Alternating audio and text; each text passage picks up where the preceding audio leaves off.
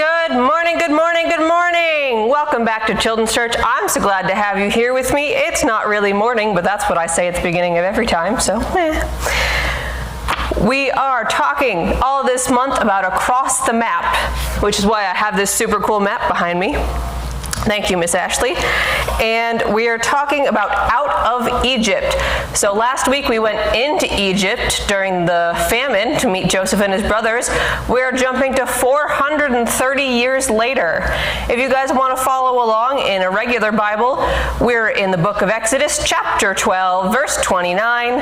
But we're going to be reading an abridged version because this takes 4 whole chapters. Ready? Okay. I will give Pharaoh one more warning, said God to Moses. If he still refuses to listen, every Egyptian, including Pharaoh, will want you to leave. Then God told Moses that this time the firstborn son of every living creature in Egypt would die, including Pharaoh's own son.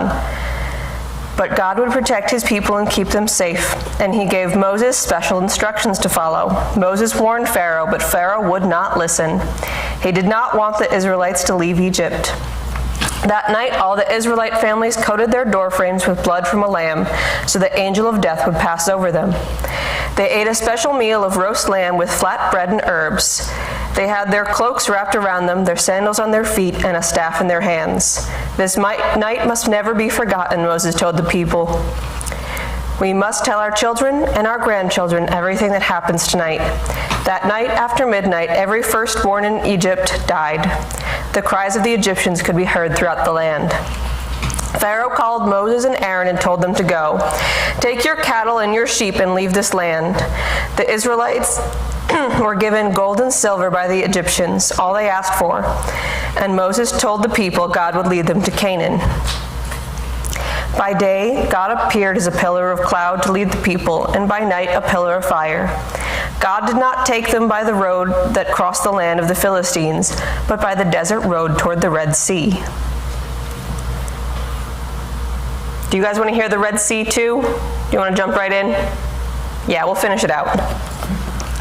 It was not long before Pharaoh began to regret that he had let his workforce of slaves leave Egypt.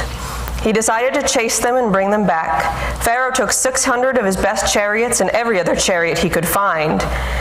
He took horses and horsemen and troops on foot, and the Israelites soon saw the Egyptians were coming after them, and they were afraid.